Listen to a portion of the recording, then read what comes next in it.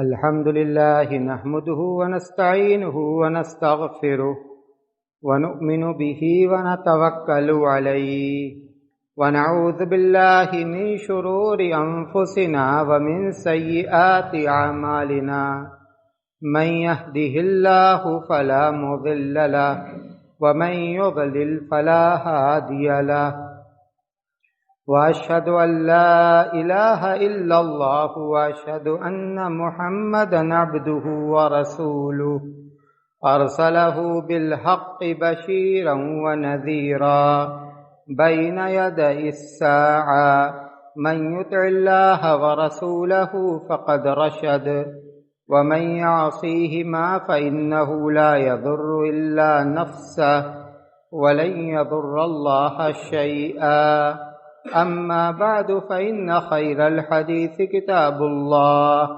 وخير الهدي هدي محمد صلى الله عليه وسلم وشر الأمور محدثاتها وكل محدثة بدعة وكل بدعة ضلالة وكل ضلالة في النار فأعوذ بالله من الشيطان الرجيم بسم الله الرحمن الرحيم وَلَقَدْ خَلَقْنَا الْإِنسَانَ وَنَعْلَمُ مَا تُوَسْوِسُ بِهِ نَفْسُهُ وَنَحْنُ أَقْرَبُ إِلَيْهِ مِنْ حَبْلِ الْوَرِيدِ إِذْ يَتَلَقَّى الْمُتَلَقِّيَانِ عَنِ الْيَمِينِ وَعَنِ الشِّمَالِ قَعِيدٌ ما يلفظ من قول إلا لديه رقيب عتيد وجاءت سكرة الموت بالحق ذلك ما كنت منه تحيد ونفخ في الصور ذلك يوم الوعيد وجاءت كل نفس معها سائق وشهيد لقد كنت في غفلة من هذا فكشفنا عنك غطاءك فبصرك اليوم حديد وقال قرينه هذا ما لدي عتيد ألقيا في جهنم كل كفار عنيد مناع للخير معتد مريب الذي جعل مع الله إلها آخر فألقياه في العذاب الشديد قال قرينه ربنا ما أطغيته ولكن كان في ضلال بعيد قال لا تختصموا لدي وقد قدمت إليكم بالوعيد ما يبدل القول لدي وما أنا بظلام للعبيد وقال تعالى إن في خلق السماوات والأرض واختلاف الليل والنهار لآيات لأولي الألباب۔ محترم بزرگوں، عزیز بھائیوں، ماں اور بہنوں، یہ کائنات جس میں ہم اپنی زندگی کے ایام گزار رہے ہیں، اللہ تبارک و تعالیٰ کی قدرت کی بے شمار نشانیاں اس میں موجود ہیں۔ سورج اور چاند، دن اور رات، سردی اور گرمی، یہ سب اللہ کے قدرت کی نشانیاں ہیں۔ ان فی خلق السماوات والارض واختلاف اللیل والنہار لآیات لأولی الالباب، بے شک آسمان و زمین کی تخلیق، دن و رات کا آنا اور جانا، لآیات لأولی الالباب، عقل والوں کے لیے اس میں نشانیاں ہیں۔ والذی جعل فی اللیل والنہار والذی جعل اللیل والنہار خلفۃ لمن اراد ان یذکر او اراد شکورا، وہی وہ ذات ہے جس نے دن اور رات کو ایک دوسرے کے آگے پیچھے لگایا۔ لمن اراد ان یذکر، اس کے لیے جو اس نشانی پر غور کرے اور اس سے عبرت و نصیحت حاصل کرے۔ برسات کے موسم کے بعد جاڑے کا یہ موسم شروع ہوا۔ اللہ اپنی حکمت و تدبیر سے مواسم کو بدلتا ہے، اور مواسم کی تبدیلی میں اللہ کی مخلوق کے لیے بہت سارے فوائد ہیں جن کو ہم جانتے ہیں، یا ایسے بھی فوائد ہیں جن تک ہمارے علم کی رسائی نہیں ہے۔ فوائد کے ساتھ ساتھ اس سے جڑے ہوئے کچھ مسائل و احکام بھی ہیں، جن میں سے بعض کو آج اس خطبے میں ذکر کیا جائے گا۔ سردی کاٹتی ہے، اذیت دیتی ہے۔ ہوا کے سرد ہونے کی وجہ سے زمین و مکان سرد ہوتے ہیں، پانی سرد ہو جاتا ہے۔ بعض جگہوں پر پانی برف کی طرح سے جم بھی جاتا ہے، برف کی شکل اختیار کر لیتا ہے۔ ظاہر ہے کہ جو نمازی لوگ ہیں ان کے لیے طہارت حاصل کرنا، ان کے لیے ٹھنڈے پانی سے وضو بنانا یہ آسان نہیں ہے۔ طبیعتیں ہچکچاتی ہیں، آدمی تردد کرنے لگتا ہے۔ جس کو اللہ نے سہولت دی ہے وہ گرم پانی سے وضو کرتا ہے، تو یہ اچھی بات ہے، اس میں شرعاً کوئی حرج بھی نہیں ہے۔ لیکن اگر گرم پانی میسر نہ ہو تو ہمیں چاہیے کہ ہم اس بات کا اہتمام کریں، اس بات کا دھیان دیں کہ ہمارا وضو مکمل ہو۔ ایسا نہ ہو کہ پانی ٹھنڈا رہنے کی وجہ سے ہم جلدی جلدی وضو بنا لیں، اور مثال کے طور پر ہماری کوہنی خشک رہ جائے یا ہماری ایڑی خشک رہ جائے، پانی وہاں تک نہ پہنچ سکے، تو یہ قطعاً مناسب نہیں ہے۔ وضو اگر ناقص رہے گا تو نماز صحیح نہیں ہوگی۔ مشقت کی حالت میں، تکلیف کی حالت میں وضو کو مکمل کرنا یہ بڑے ثواب کا کام ہے۔ مسلم شریف کی روایت، اللہ کے رسول صلی اللہ علیہ وسلم نے فرمایا: الا ادلکم علی ما یمحو اللہ بہ الخطایا ویرفع بہ الدرجات، قالوا بلا یا رسول اللہ۔ آپ نے صحابہ کرام کو خطاب کیا: کیا میں تمہیں وہ باتیں نہ بتلا دوں جن سے تمہارے گناہ معاف ہوں اور تمہارے درجات بلند ہوں؟ صحابہ کرام تو نیکیوں کے حریص تھے، فوراً کہا: بلا یا رسول اللہ، کیوں نہیں اے اللہ کے رسول۔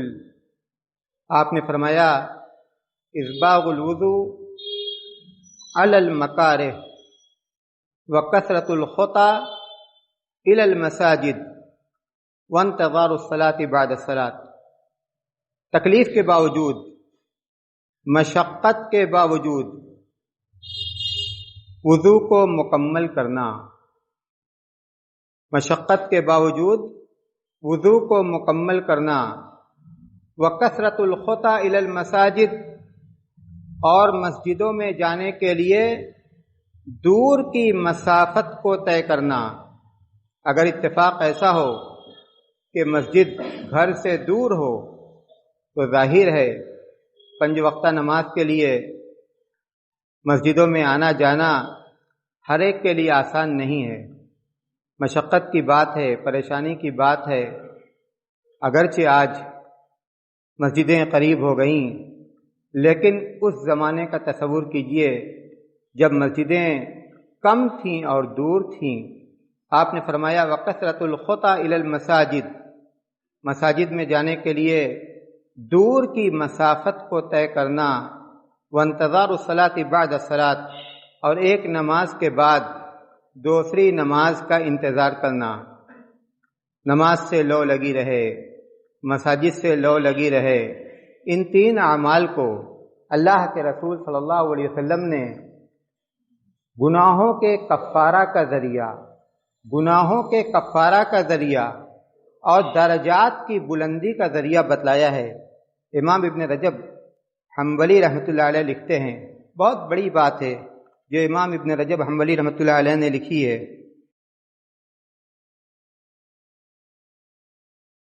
وہ کہتے ہیں کہ لا ریب ان اسباغ الوضوء فی البرد یشق علی النفس وتتألم به وكل ما يؤلم النفوس ويشق عليها فإنه كفارة للذنوب۔ کہتے ہیں اس میں کوئی شک کی بات نہیں کہ جاڑے کے دنوں میں وضو مکمل کرنا نفس پر شاق گزرتا ہے اور نفس کو اس سے تکلیف ہوتی ہے، لیکن یہ بھی جانیے کہ ہر وہ نیکی، اس عبارت پر غور کی، اس ترجمے پر غور کیجئے، کہتے ہیں کہ ہر وہ نیکی جس کا کرنا نفس پر شاق گزرے، ہر وہ نیکی جس کا کرنا نفس پر شاق گزرے، وہ نیکی کرنے والے کے گناہوں کے کفارہ کا ذریعہ ہے۔ ہر وہ نیکی جس کا کرنا نفس پر شاق گزرے، وہ نیکی کرنے والے کے گناہوں کے کفارہ کا ذریعہ ہے۔ مطلب یہ کہ اس نیکی کی وجہ سے اس کے گناہ معاف ہوتے ہیں۔ ایک موقع پر اللہ کے رسول صلی اللہ علیہ وسلم کے ساتھ صحابہ کرام تھے۔ عصر کی نماز میں تاخیر ہوئی، صحابہ کرام جلدی جلدی وضو کرنے لگے اور اپنے پیروں کو بہت جلدی دھلنے لگے۔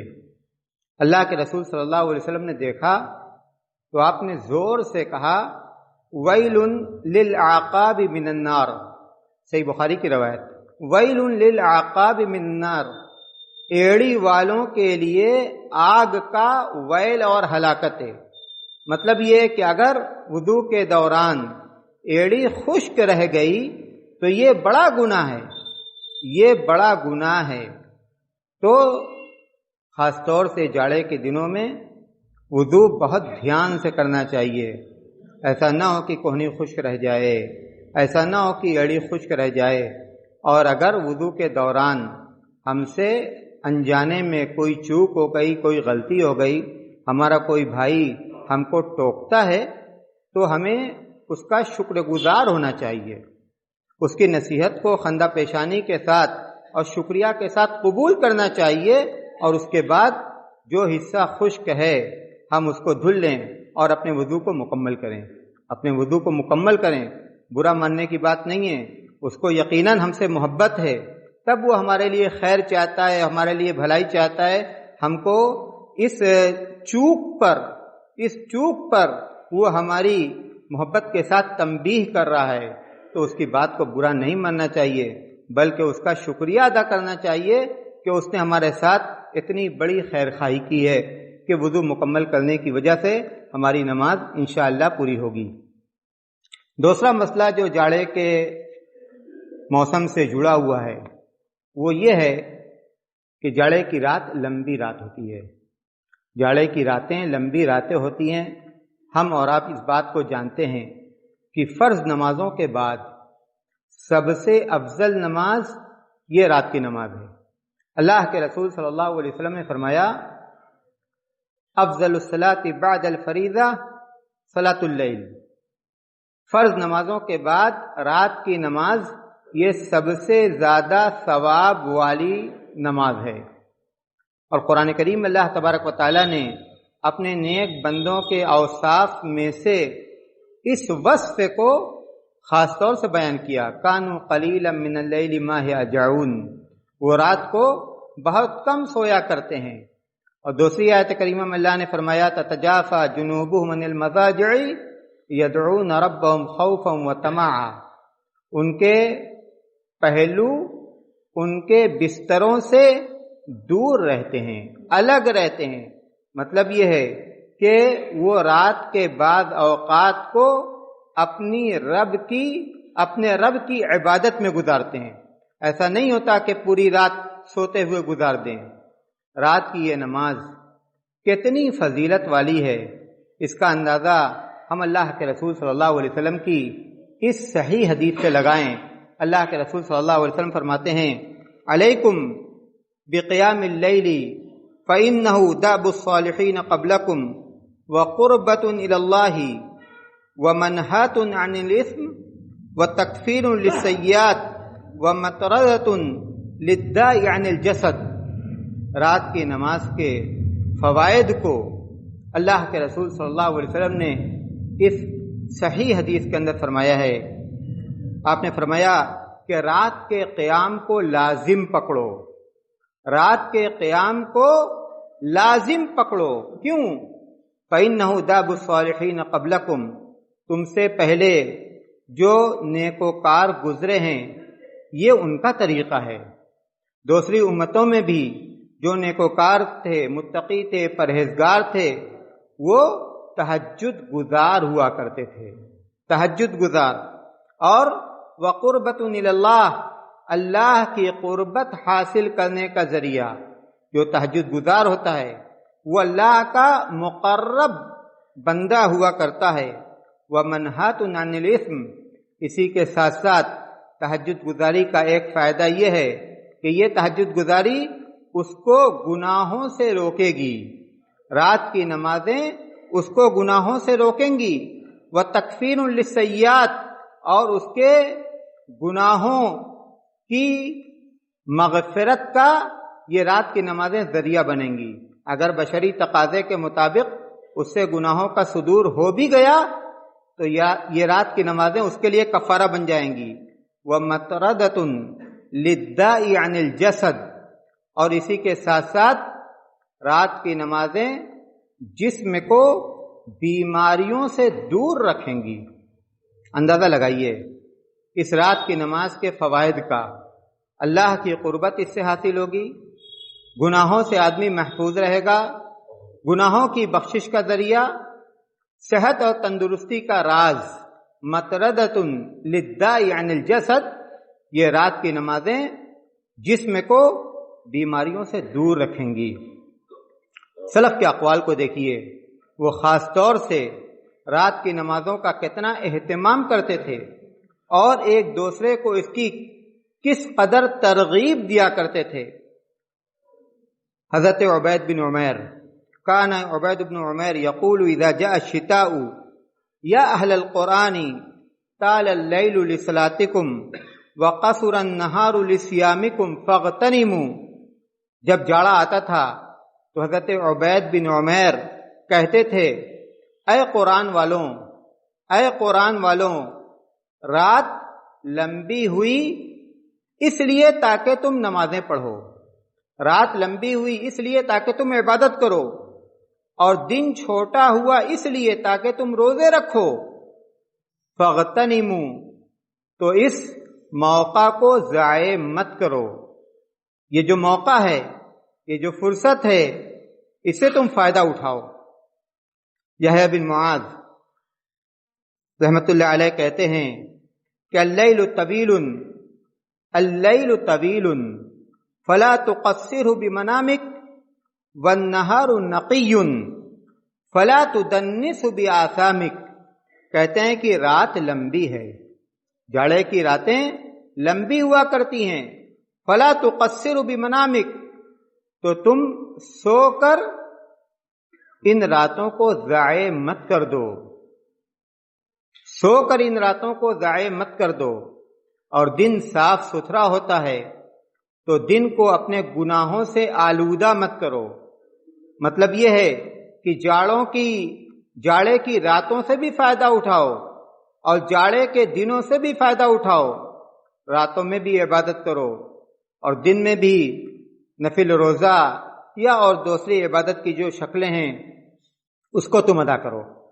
امام محمد بن یوسف کہتے ہیں کہ کان سفیان الثوری یقیمنا باللیل، حضرت سفیان الثوری ہمیں رات کو جگا دیتے تھے، کہتے تھے قوموا یا شباب صلوا ما دمتم شبابا، جوانوں اٹھو، جوانوں اٹھو، صلوا ما دمتم شبابا، جب تک تم جوان ہو راتوں کی عبادت کر لو. آج ماحول اس کے برعکس ہے. آج ہم یہ سمجھتے ہیں کہ جوانی کے ایام اور زندگی کا یہ مرحلہ کھیل کود کا اور موج مستی کا مرحلہ ہے، لیکن سلف کو دیکھیے، وہاں معاملہ اس کے برعکس تھا. کہتے تھے کہ صلو ما دمتم شبابا، جب تک تم جوان ہو، ہاتھ پیر میں طاقت ہے، تب تک تم راتوں کو قیام کر لو، عبادت کر لو، نیکی کا توشہ اختیار کر لو. تو یہ جو موقع جاڑے کی راتوں کی شکل میں ہمیں فراہم ہے، اس موقع کو اور اس فرصت کو ہمیں ضائع نہیں کرنا چاہیے. جاڑے سے متعلق ایک اور جو مسئلہ ہے وہ نفل روزوں کا مسئلہ ہے. سنن ترمذی کی صحیح روایت، اللہ کے رسول صلی اللہ علیہ وسلم نے فرمایا الغنیمۃ الباردہ الصوم فی الشتاء، آسان مال غنیمت جو بغیر کسی لڑائی جھگڑے کے، بغیر کسی مشقت کے حاصل ہو، وہ جاڑے کا روزہ ہے.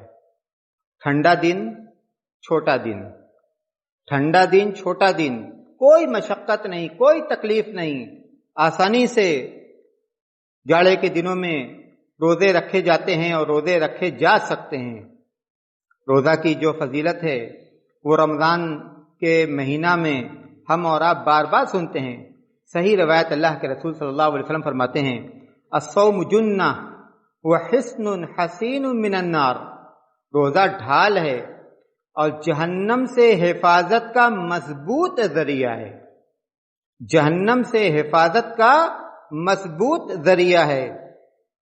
اللہ کے رسول صلی اللہ علیہ وسلم کا نفل روزوں کے سلسلے میں جو معمول تھا اس سے بھی ہم واقف ہیں. اللہ کے رسول صلی اللہ علیہ وسلم فرماتے تھے کہ بندوں کے اعمال ہر سوموار اور جمعرات کو اللہ کے حضور پیش کیے جاتے ہیں. بندوں کے اعمال ہر سوموار اور جمعرات کو اللہ کے حضور پیش کیے جاتے ہیں. آپ سوموار اور جمعرات کو روزہ رکھتے تھے اور کہتے تھے کہ میں روزہ اس لیے رکھتا ہوں تاکہ میرا عمل جب میرے رب کے پاس جائے تو میں روزہ کی حالت میں رہوں، میں روزہ کی حالت میں رہوں. اسی طرح ایک صحابی کہتے ہیں کہ اللہ کے رسول صلی اللہ علیہ وسلم کان یامرنا بصیام ایام البیض، اللہ کے رسول صلی اللہ علیہ وسلم ہمیں ایام بیض یعنی چاند کی 13، 14 اور 15 تاریخ کے روزے کا حکم دیا کرتے تھے کہ ان تاریخوں میں، ان دنوں میں روزہ رکھا کرو. اور آپ فرماتے تھے کہ ہوا کہیئت الدہر، پورے مہینہ کے روزہ کی طرح سے، الحسنۃ بعشر امثالہا، ایک نیکی کا ثواب 10 گنا، تو 3 دنوں کے روزہ کا ثواب 30 دنوں کے برابر، 30 دنوں کو برابر. تو یہ جو نفل روزے ہیں ہمیں جاڑے کے موسم میں یہ عبادت بھی کرنی چاہیے، اور خاص طور سے وہ لوگ اور ہماری وہ مائیں اور بہنیں جن کے رمضان کے روزے چھوٹے ہوئے ہیں، ان کے لیے تو یہ بہترین موقع ہے کہ اس سے فائدہ اٹھائیں اور اپنے چھوٹے ہوئے روزوں کی بھی قضا کر لیں۔ آج ہم نیکیوں کے کتنے محتاج ہیں۔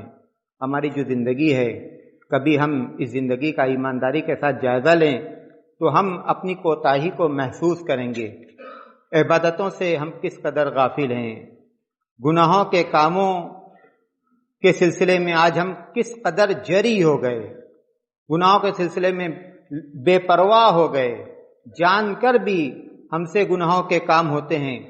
تو ایسے وقت میں اور ایسی حالت میں تو ہمیں اور زیادہ اس بات کی ضرورت ہے، اور زیادہ اس بات کی ضرورت ہے کہ ہم نوافل کی عادت ڈالیں، نفل نمازیں پڑھیں، نفل روزے رکھیں، نفل صدقات و خیرات کریں، اور نیکی کے جو دوسرے کام ہیں ان کاموں کو بھی بجا لائیں، اور اس سے اللہ تبارک و تعالیٰ سے اس کے لیے توفیق طلب کریں۔ قرآن کریم میں اللہ تبارک و تعالیٰ نے فرمایا وَتَزَوَّدُوا فَإِنَّ خَيْرَ الزَّادِ التَّقْوَىٰ، توشہ اختیار کرو، یعنی آخرت کے سفر کے لیے توشہ اختیار کرو، اور بہترین توشہ یہ اللہ کا تقویٰ ہے۔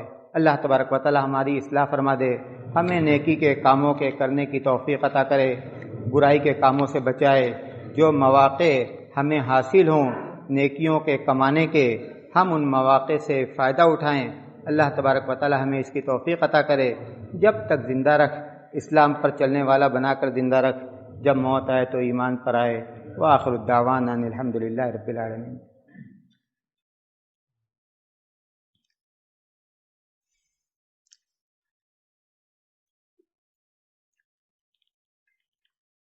الحمد لله نحمده ونستعينه ونستغفره ونؤمن به ونتوكل عليه ونعوذ بالله من شرور أنفسنا ومن سيئات أعمالنا من يهده الله فلا مضل له ومن يضلل فلا هادي له وأشهد أن لا إله إلا الله وأشهد أن محمدا عبده ورسوله أما بعد فأعوذ بالله من الشيطان الرجيم بسم الله الرحمن الرحيم إن الله وملائكته يصلون على النبي يا أيها الذين آمنوا صلوا عليه وسلموا تسليما اللهم صل على محمد وعلى آل محمد كما صليت على إبراهيم وعلى آل إبراهيم إنك حميد مجيد اللهم بارك على محمد وعلى آل محمد كما باركت على إبراهيم وعلى آل إبراهيم إنك حميد مجيد عباد الله رحمكم الله إن الله يأمر بالعدل والإحسان وإيتاء ذي القربى